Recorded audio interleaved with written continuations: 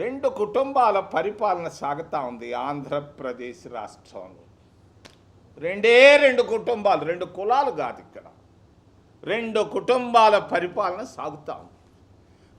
మరి మా గౌరవ మిత్రుడు చంద్రబాబు నాయుడు గారు రేపో మాపో 19 సంవత్సరాలు ముఖ్యమంత్రిగా పూర్తి చేయబోతున్నాడు. మరొక మిత్రుడు వైఎస్ కుటుంబం 11 సంవత్సరాలు పూర్తి చేసింది.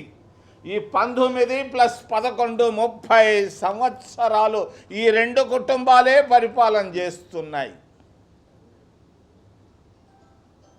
మరి ఈ రెండు కుటుంబాల పరిస్థితులు ఏంటి? ఒకప్పుడు చిన్న కుటుంబం, నిరుపేద కుటుంబంలో నుంచి వచ్చింది వైఎస్ కుటుంబం. అనుమానం ఉంటే ఎవరైనా అడగొచ్చు ప్రశ్న. మరి చంద్రబాబు నాయుడు చిన్న కుటుంబంలో నుంచి వచ్చాడు. నాకు తెలుసు, ఆయన 50 సంవత్సరాలుగా.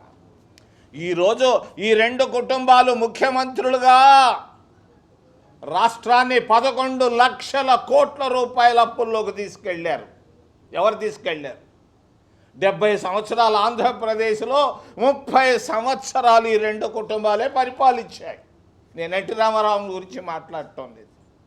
మరి 11 లక్షల కోట్ల రూపాయల అప్పుల్లోకి తీసుకెళ్ళి 55,000 కోట్ల రూపాయలు వడ్డీ కట్టుకుంటున్నారు సంవత్సరానికి. ఏమవుతుంది? ఆంధ్రప్రదేశ్ రాష్ట్రం అప్పుల రాష్ట్రంగా తయారు చేసిన ఈ రెండు కుటుంబాలు. మరి అంతేకాదు, మరి పరిస్థితులు వీళ్ళు మాత్రం సంపన్నులు అయ్యారు. ఒక ఆయన 100 కోట్ల రూపాయలు సంపాదిస్తే ఇంకొక ఆయన 1000 కోట్ల రూపాయలు సంపాదించారు. ఎక్కడిది ఇది? ప్రజల సొత్తు కాదా? ఏంది వ్యాపారాలు? ఎక్కడున్నాయి మీ వ్యాపారాలు?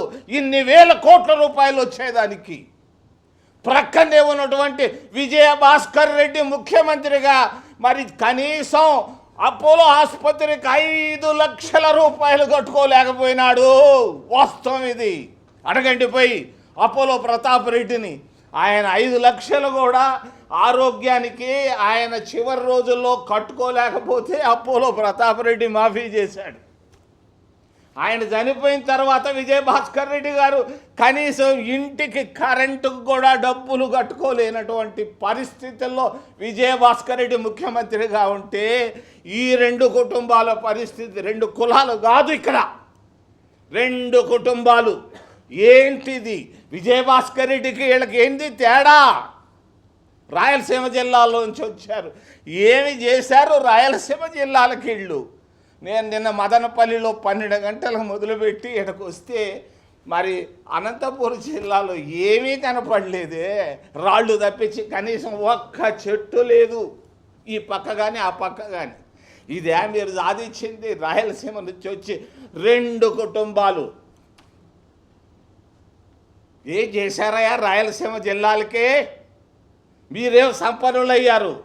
ఆంధ్ర పరిస్థితి అదుగు అలా ఉంది పరిస్థితి. చివరిలో కాపులు, అవినీతి.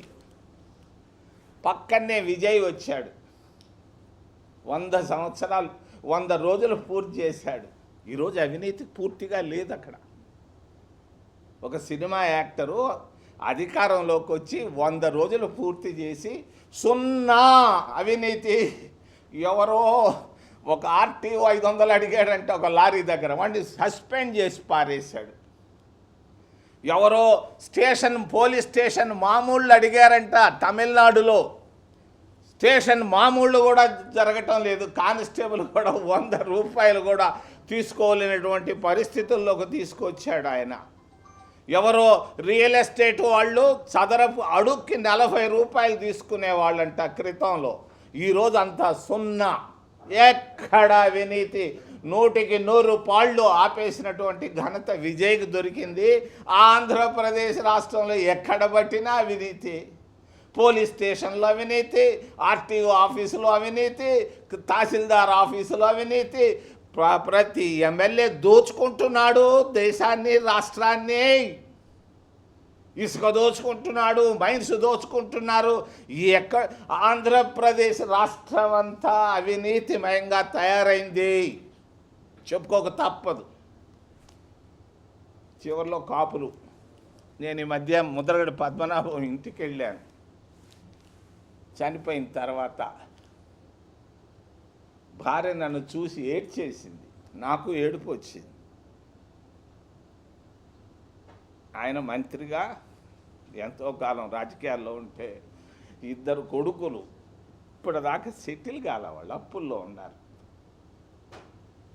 నేను అక్కడ పోయి అడిగితే అందరు అంటున్నారు, ఏమయ్యా 70 సంవత్సరాల్లో కనీసం మేము ఒక్క రోజన్నా కాపు బలిజలు ముఖ్యమంత్రి కాకూడదా అని అడిగితే నేను చెప్పాను, మీరు రండి, కాంగ్రెస్ పార్టీలోకి రండి, తెలుగుదేశాన్ని వదిలేయండి, తెలుగుదేశంలో ముఖ్యమంత్రిగా చంద్రబాబు కొడుకుని చేసుకుంటాడే కానీ మిమ్మల్ని చేయడయా, నాకు తెలుసాయా అని చెప్పాను.